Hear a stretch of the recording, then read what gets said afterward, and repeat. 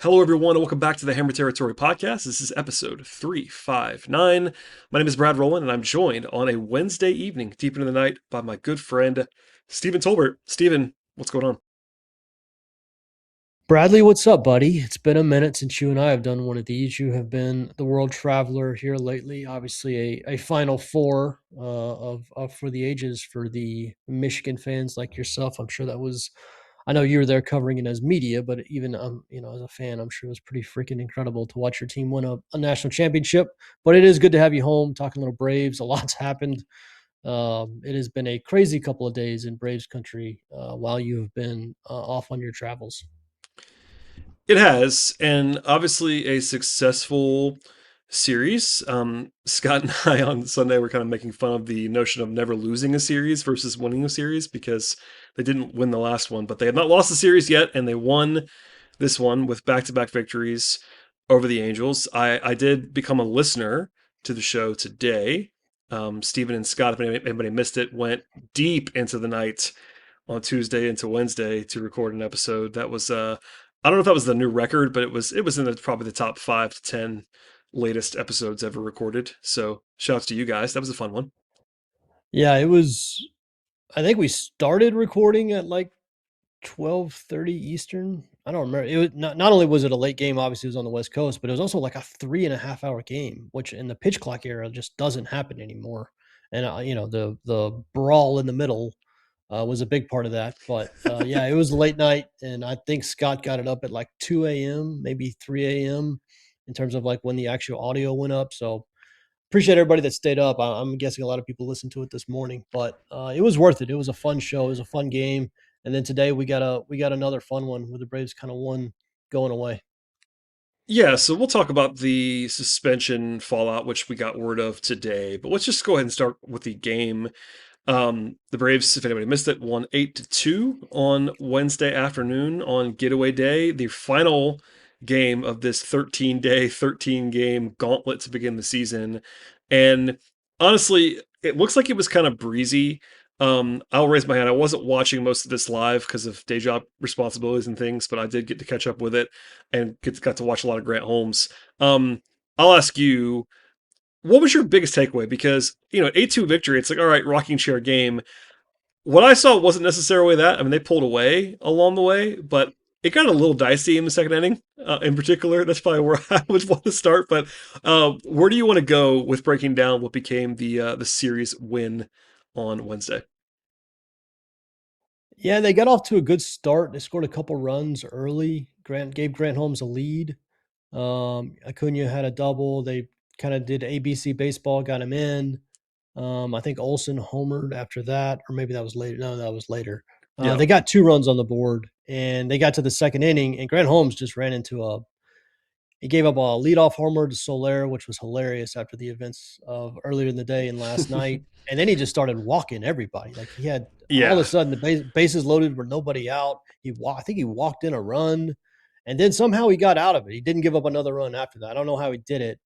And then after that, the Braves were able to get back in the lead with the Olson home run, and then and Holmes settled in. So that second inning, and especially that at bat to Mike Trout, he threw a hanging slider to Mike Trout with the bases loaded that damn near killed me because Trout, like old Trout, doesn't miss that. Old Trout sends that ball to the moon.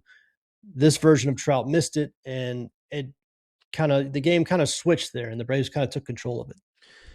Yeah, we would never know what would have happened if it hadn't gone exactly that way. But just to back you up, in second inning, Grant Holmes, who pitched well on the whole in this game, but outside of that 10-minute period, he opens the inning with the Soler home run, which you just mentioned, but it's even funnier considering he was literally on appeal from suspension at this moment.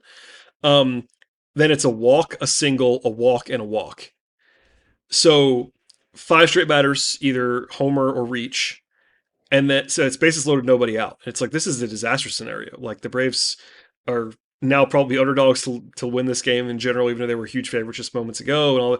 And then it's strikeout, fly out, and then the aforementioned grounder by Trout that he misses. So it went from like, hey, we're up 2-0 and cruising to wow, the Braves are real underdogs now because they're bases loaded with nobody out in the tie game to escape, and then the Braves never trailed in the game because in the top of the third is when Olson homers and then they tacked another one on. So it really got this game really was a roller coaster within about a 20-minute period, 25-minute period, where the entire game was basically decided because the Braves took the lead, but they could have lost it, and instead you're up by three. It went from it really was about as big of a swing as you'll get in that short a period of time. Well, not only that, but you know, and I know you weren't. I know you didn't see a lot of it last night, but the Braves didn't have a big chunk of their bullpen available today. Iglesias pitched 2 innings last night. Suarez threw almost 30 pitches in his outing. There were just going to be a lot of guys down, and obviously, Ronaldo Lopez got ejected in like the 4th inning. So Yeah, they had it would a have been they had a tough to lot cover another game like that. they had a Yeah. lot of innings to cover today. And if Grant Holmes gets rocked in the 2nd inning, like if Trout hits that ball over the wall or something, today could have gotten away very, very quickly. So not only Grant getting out of that inning with somehow the game still being tied, but then going on to being able to pitch. What did he pitch? 6, 7 innings today, something like that. It was just massive. And then the offense obviously made the game elementary. But yeah, the whole thing switched in that bottom of the 2nd. Yeah, and so Grant Holmes throws 6 2/3, 5 hits, did walk three, but struck out six, 2 runs. Like he wasn't incredible, but he really was very solid outside of that 15-minute span, essentially. And like you said, I was traveling last night and did not make it to 2 a.m. But it really reminded me of what happened to Sale Yeah, two days ago, where it was like Sale yeah. was looking fine, and then he suddenly had this like blow up, and Holmes had that kind of trending that way, and then managed to damp it down beforehand. Because you're right, I mean, they ended up covering all 9 innings in this game with only Holmes, Pyomps, and Jose Suarez, who probably would have had to throw like 4 innings.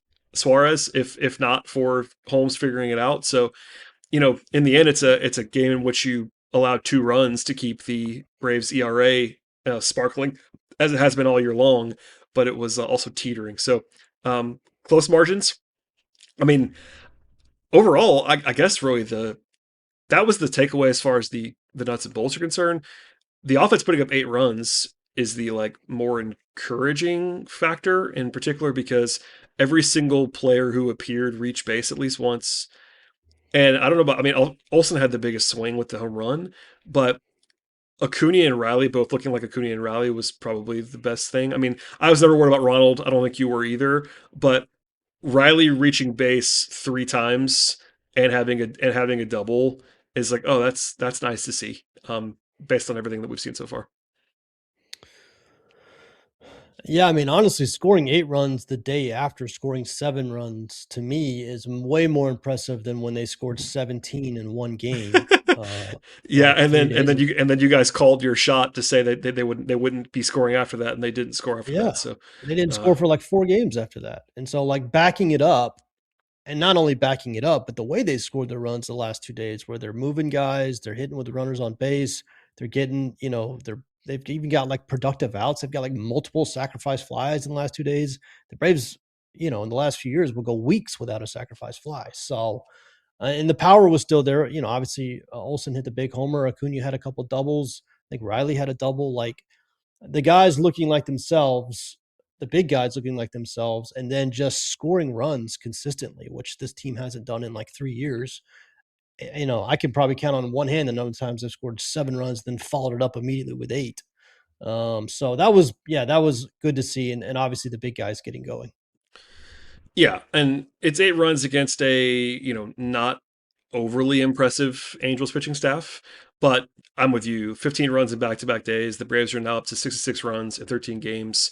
That's 5 runs a game. Like I know there was the one outlier in there with 17, but in general, that's what you want to be doing. 5 runs a game is a good clip to be at, and they're doing what they're going to do. Look, it's funny.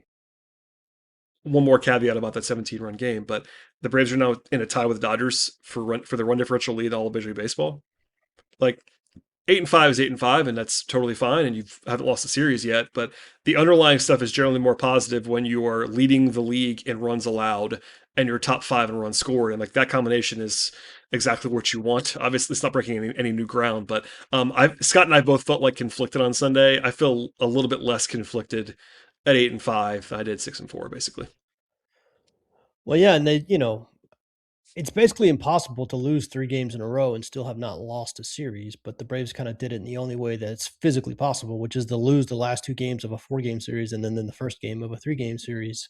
And so it got pretty negative there for the those last 3 games. And the offense was starting to look a lot like 2025, 2024. People were like, "Oh God, Austin Riley looks awful. Acuna has been one of the more unlucky hitters of baseball." I tweeted something out earlier about his expected numbers, and I'm with you. I was never really worried about Acuna, but still, you want to see the guy have results. He's finally getting some results, but yeah, the Braves, you know, you kind of have to look deeper than just surface standings and stuff like that this early. If you look at stuff like base runs, which kind of measures teams by their inputs versus their outputs, which is what I like to use early on at least. The Braves have been a really good team. They should have a better record than they do. I think they're already like -3 in terms of they should have 3 more wins than they actually do just based off of inputs. And that stuff gets heady. I'm not going to get too much into that. But the Braves, like the nuts and bolts under the hood stuff, does look good. Like even if you account for the pitching probably going to take a step back, which it is almost certainly going to do. The starting pitching is not going to pitch at this level all year, especially the names. Now they might get improved performance by the fact that they get guys back healthy, but under the hood does look good. Like it just objectively does. And the Braves could even be in a better spot than they are now if some of their sequencing had happened differently the first 10 days. So overall, yeah, I feel pretty good right now. Yeah, all of their wins, I shouldn't say all but one of their wins so far have been by more than 2 runs. So when they're Yep. winning, they're bludgeoning, which is good. And because normally, like, close games are a little bit more random. I mean, random, I know that's a Yeah. dangerous word to people that people don't like, but, you know, you're going to win some, you're going to lose some 1 run games. That's just what's going to happen sometimes. And the Braves have, I believe they are 0-2 in 1 run games. And Okay. one of those was an extra inning game. So again, under the hood, encouraging. So for me, I don't know, a good Wednesday, a good getaway day. I'm sure it always feels better going into a finally a day off and a long flight after a win. And we'll leave it there for now. But we have more to discuss in a second, including the suspension fallout, which was always coming to some degree after the fracas on Tuesday, plus an update on Sean Murphy, a little bit of a look ahead to the weekend, and more. It's coming up after a word from our partners on today's show. In the pharmaceutical world, there's no room for error. Quality, cleanliness, and consistency are everything. Fastenal supports pharma operations with controlled inventory solutions, clean room ready products, and a supply chain built for traceability. Our local teams help you reduce contamination risk, eliminate surprises, and keep production moving. Fastenal, where precision in supply means confidence in every batch. Want to learn more? Visit fastenal.com for industrial supplies and innovative solutions. That's FASTENAL.com. All right, Stephen, dealer's choice. You want to talk about the suspensions? Yeah, let's get out of the way. Okay, so you brought this up to me offline, and I'm gonna tee you up for it.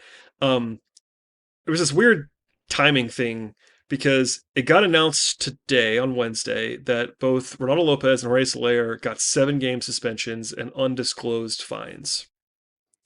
The league announced that, and then within hours, the appeal was done, and Lopez's suspension was dropped from 7 to 5.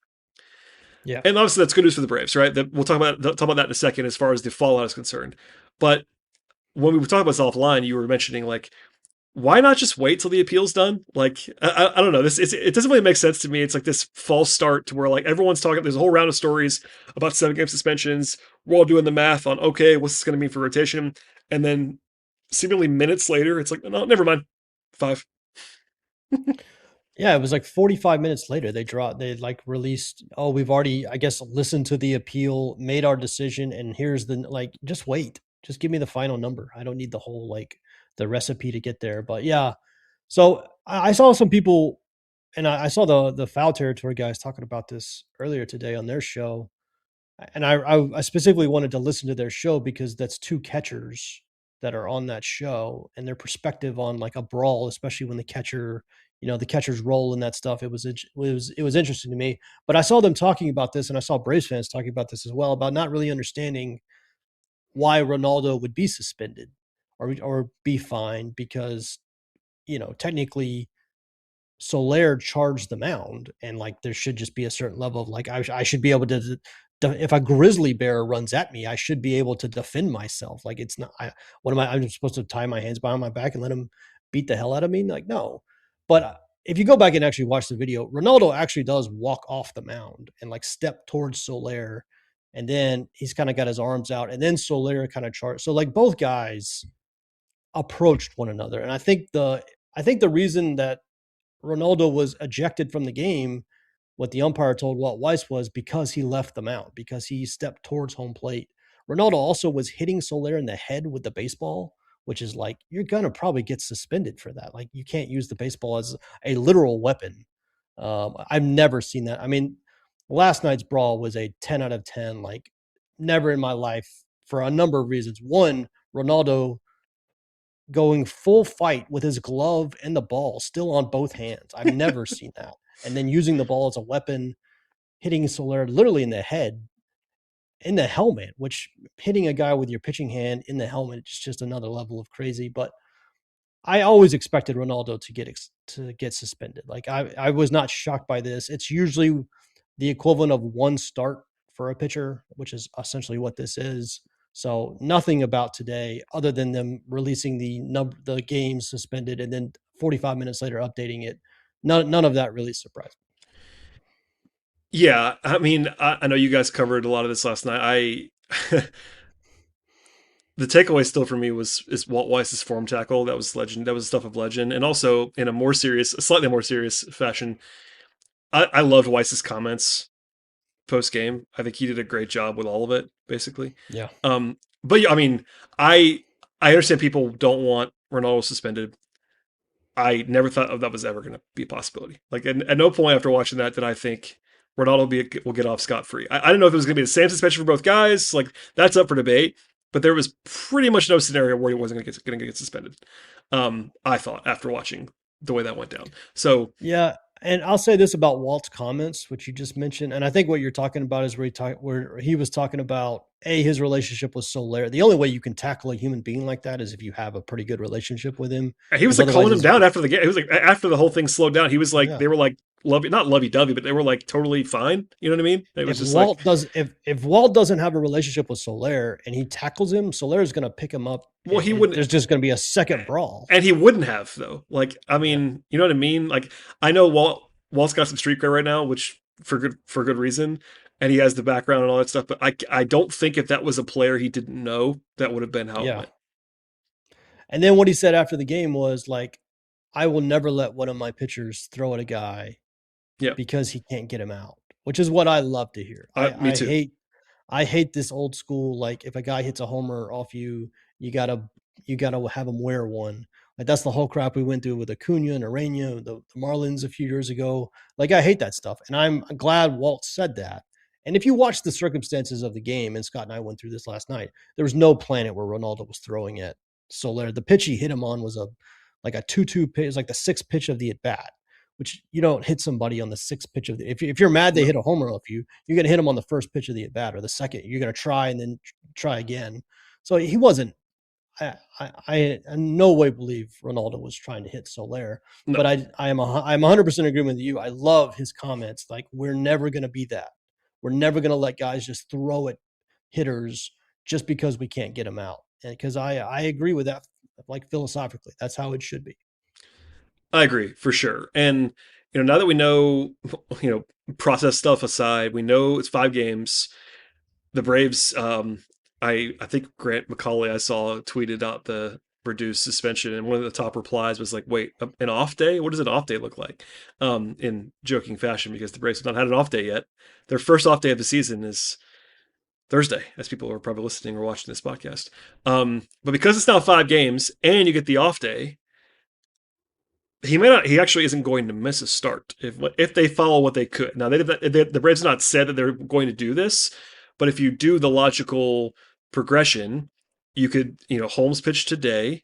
You could basically go off day, Bryce Elder, Martin Perez, Chris Sale, Grant Holmes on Monday on regular rest, 4 days rest, and then that's 5 games, and then you go back to Lopez.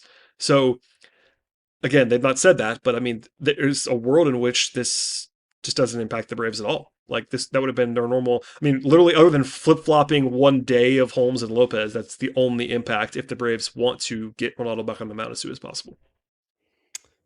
Yeah, if anything, it's probably going to cost some of the guys like they would have had an extra day's rest with the off day. Like everybody would have been pushed back a day, and now everybody's probably going to end up still pitching on 4 days rest.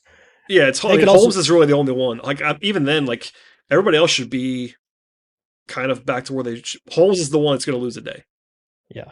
It And seems then like you're also not allowed to replace him on the roster. And I that's saw some that's people, that's the short. But even then, like it's a starting pitcher, so yeah, you weren't going to do that anyway. He wasn't going to be there for those 5 days. I don't know. It's if it's I pretty.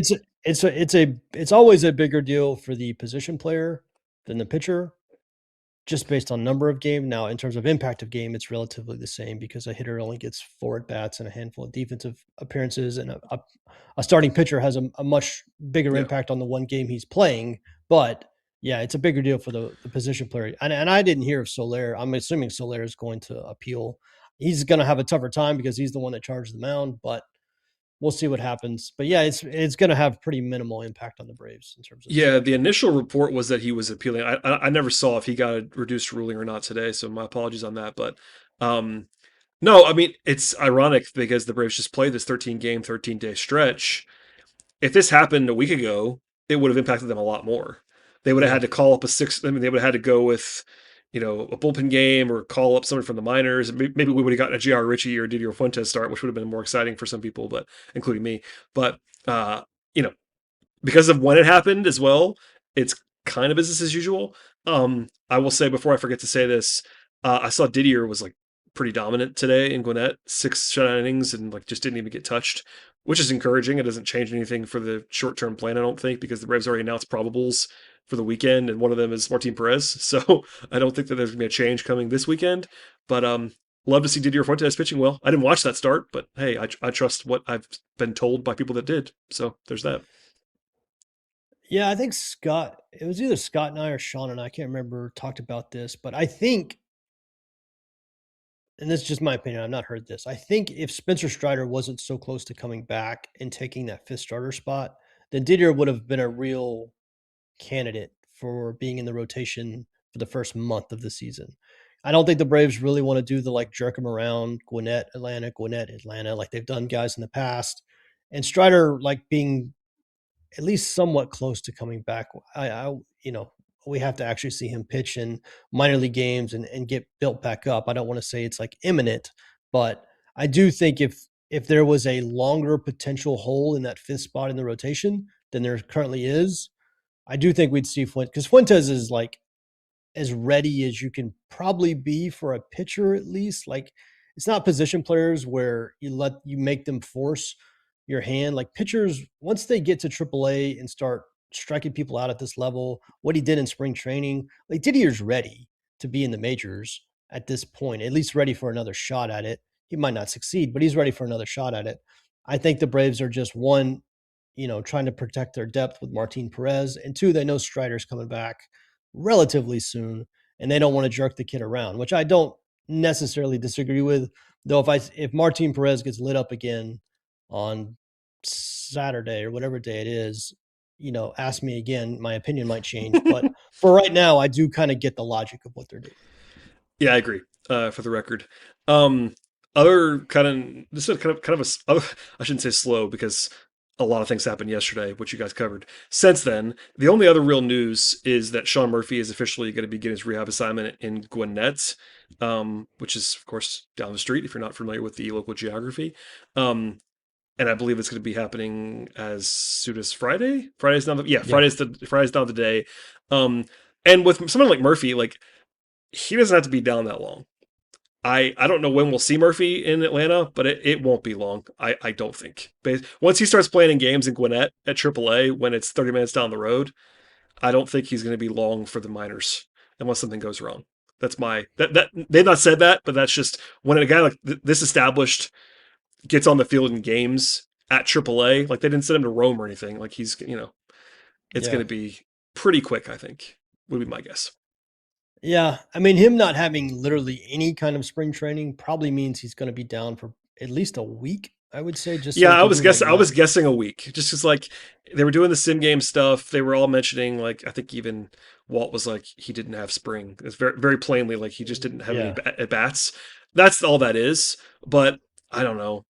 I don't think he's gonna be there. Maybe I'm wrong. Maybe I will certainly wear a it if lot of I it's am. a lot of it's going to come down to the hip as well. Like, how does the hip respond to playing 9 innings and being in a catcher's crouch for 9 innings? That is the deal with him. I mean, hopefully, look, I'm pro Sean Murphy. Hopefully, he's actually honest with the medical staff. Yeah, You can't assume that anymore, I guess, with Sean Murphy, who just didn't tell anybody he was hurt for a year. Um, but yeah, you're right. It's a different thing to be in a game. I mean, I know it's AAA. Playing in a game, catching in particular in a game is a different yeah, beast. But he'll be back soon enough. And look, I Jonah Heim's been fine. He can't hit. That's just like what it is. So yeah. it would be nice to have I Sean do Murphy back.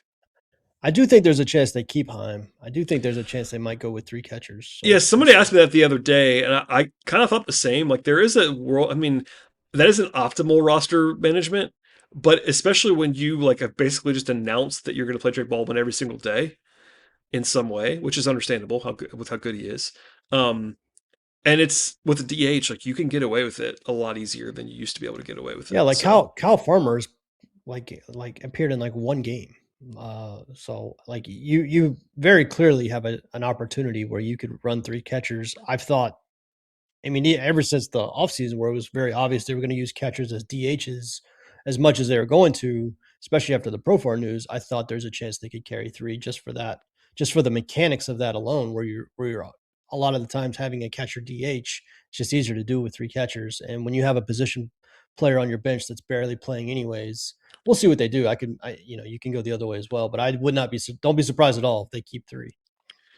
I didn't realize this. He's actually played. He's actually appeared in 3 games. I don't know what he did in those 3 games. He only has two plate I appearances. missed all three of them apparently because It must have been I couldn't I don't even know fill what in that guy looks like. fill in duty. He played. Well, both his plate appearances were in the first week, I think.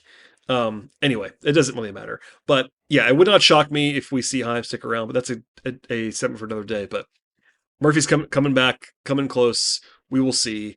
That's really the only bit of actual news.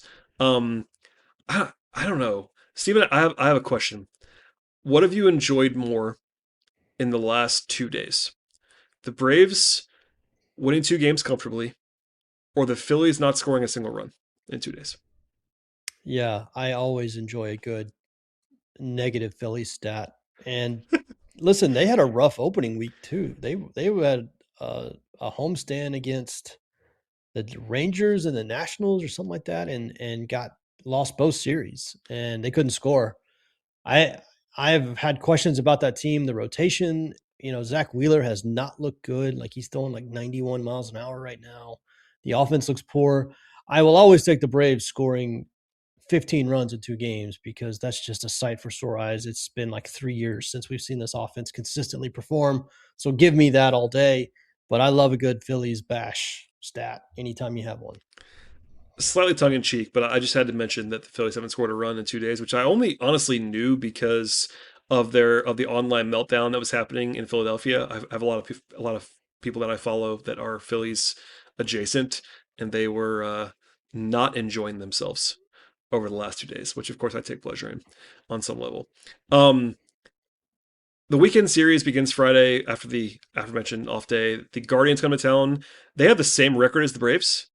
They are 8-5. The Braves are 8-5. Cleveland's always like pretty good. You know what I mean? They're not a great team. They don't spend a lot of money, so they're always kind of like on the margins. They're like the worst version of the Brewers in the American League, basically. They're like kind of figuring it out, pitching and making it happen. But that's a decent baseball team. They are better, certainly, than the teams the Braves just saw. They are better than the Angels. They are, I think probably better than the Royals. Arizona's kind of comparable, maybe to Cleveland. I don't know. We can get lost in that, but it's also it's one of those series that does not, um, line up terribly for the Braves pitching wise. They will see Tanner Beebe, who's pretty good on Sunday, but he's against Chris Sale. Chris Sale, I believe, as you said last night on this particular show, I can't imagine him not pitching well on Sunday, but Yeah. we'll find out. Oh, by the way, we'll probably talk about this again between now and then. Sunday is the first Braves game on NBC, national Hmm. NBC broadcast, Sunday night prime time. The old ESPN slot is now an NBC slot, and that's the first time the Braves will have that slot is on Sunday against Cleveland. Wow. Braves Guardians is the first one, huh? It's Braves. I mean, Braves and Yeah. anybody. It's behind the Yankees and Dodgers. Braves are like next on the list of preferable Yeah. national TV team. Maybe the Red Sox, but like they're definitely top five solidly. Because they just bring their own audience. It's like a built-in million people literally that just will watch because the Braves are on. So that's always helpful. Yeah. The Guardians always remind me of like the Reds, maybe because they're both red, but like they can't score typically. They Well, usually they're pitch both red in the same state, so same that would state. some They don't overlapping. spend any money. They're always having to like find diamonds in the rough. I looked at the pitchers the Guardians are throwing. I've heard of one of them. I've heard of Tanner Beebe. I've literally never heard of the other two guys. So, not that the Braves have like their best guys going either, but yeah, it's at home. The Guardians have a hard time scoring runs. They do go through little. I mean, they still have Jose Ramirez, who's a monster, but that's a series I mean, again, the pitching matchups aren't like amazing. The Sunday night ones, by far the best, but Well, and the worst one for the Braves is probably Saturday. Parker Messick is a guy who's not a big name, but who is like is 25-year-old lefty who was good last year in a small sample size and was good in his first two starts this year. So like he might be good. I don't know if he is for sure. I won't claim to be an expert on that, but he's facing Martin Perez and he's a lefty, which the Braves are not set up to bash right there. So I think the least favorable game on paper is not the Bryce Elder game, which is interesting because Bryce has been good, and they're facing a lesser pitcher on paper on Friday night. So I think yeah. if there's one to circle that's the danger spot on paper, where things are often not won and lost, is Saturday. Martin Perez. Yeah, but it's a you would expect a 2 out of 3. Like that's what you go in because Bryce Elder has been actually fantastic lately. I He mean, has listen, been, and we keep shouting him out. It's for good reason. I hope he could do it again. Every once in a while, some I don't even know if it's people. Someone will ask us or maybe yell at us that we're like rooting for the team to do badly to make ourselves right, and that's just never how we are on this podcast. Like I said this on the show the other day. You would agree, I'm sure. If Bryce is a Cy Young vote getter this year, I'll be thrilled. I will be dead oh yeah, wrong, but I'll be thrilled. yeah. Same thing. I like to be right for sure, but I want to be right in the right direction. I don't want to be right by saying that something's not going to go well. So like, I Oh would yeah, strongly prefer that Bryce Elder is good. I say all the time, I will gladly eat crow if I mean, we do give opinions about players. Like, I guess we could come on here and every question just say, well, I don't know, we'll see.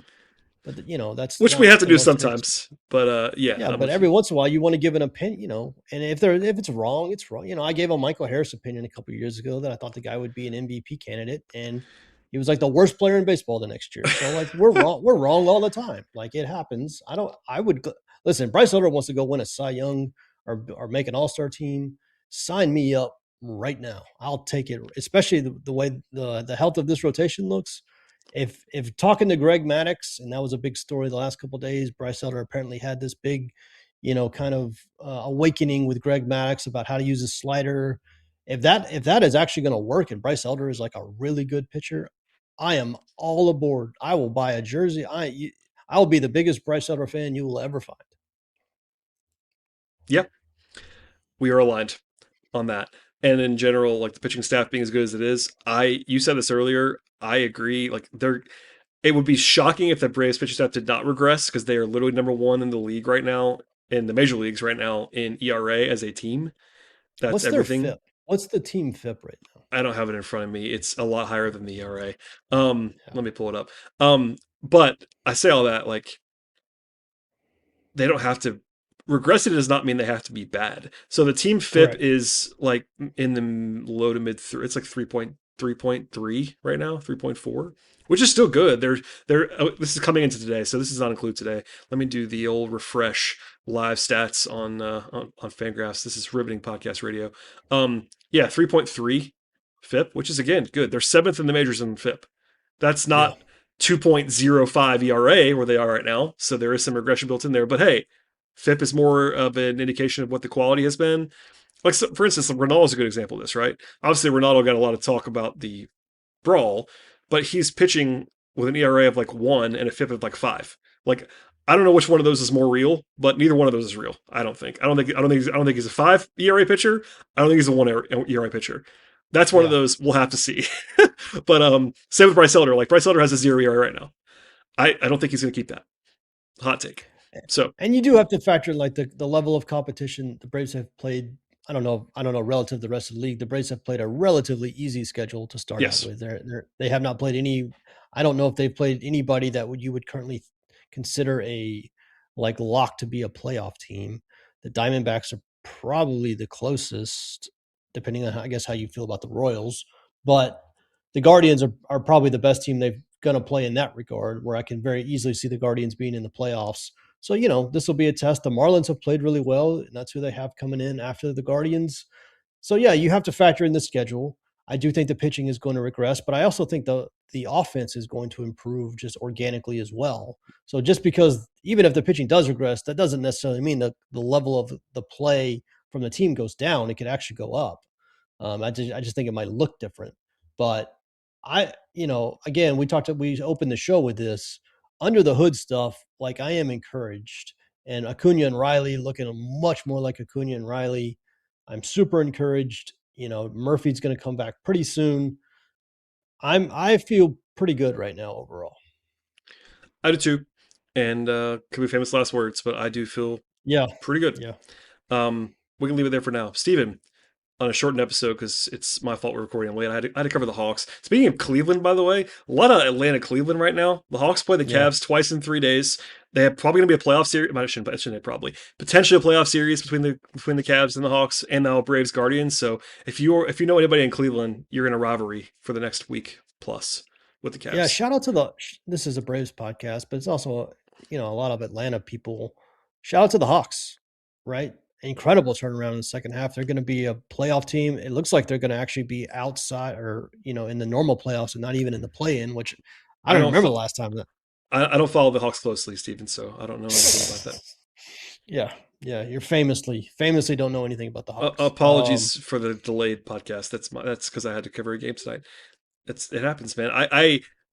The I shouldn't say toughest. The most interesting time for me on this podcast is the times when the Hawks are still playing, which means Yeah, October, which didn't matter this last year because the Braves were not in the yeah. playoffs, and until the Hawks lose the beginning of the season. Once the Hawks are done playing, not that I'm rooting for that, but I'm kind of double dutying more often than not. But What are they? They're like the fifth. They're like the sixth seed they're right now. currently the 5 seed in the East as we're talking. Okay. People don't care, but 5 seed Atlanta versus Cleveland rivalry for the next week plus. And if Yep. you're a Hawks fan, I host a Hawks podcast, so it's called Locked on Hawks. Find it.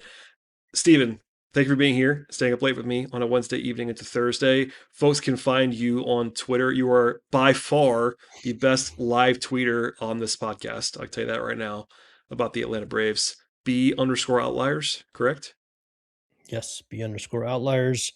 Sean has been away doing some personal stuff. He'll be back soon.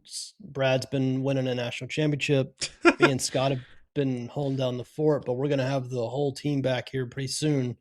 And listen, the season is now just fully revved up. Like we're past the opening week and we're past all the new stuff. We're just in full season mode.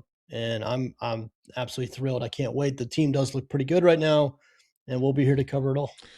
We will be indeed. So please, please, please subscribe to Hammer Territory anywhere you get your podcasts, Apple, Spotify, YouTube, etc. Ratings and reviews, comments, all that fun stuff. And tell your friends. If you are a Braves fan, which I'm presuming you are if you're listening to this podcast, you might know some other Braves fans, perhaps. How about just sending a link to the podcast? Hey, this is a good podcast. Share it with somebody. If they give us a chance and they don't like it, that's cool, but have them give us a chance.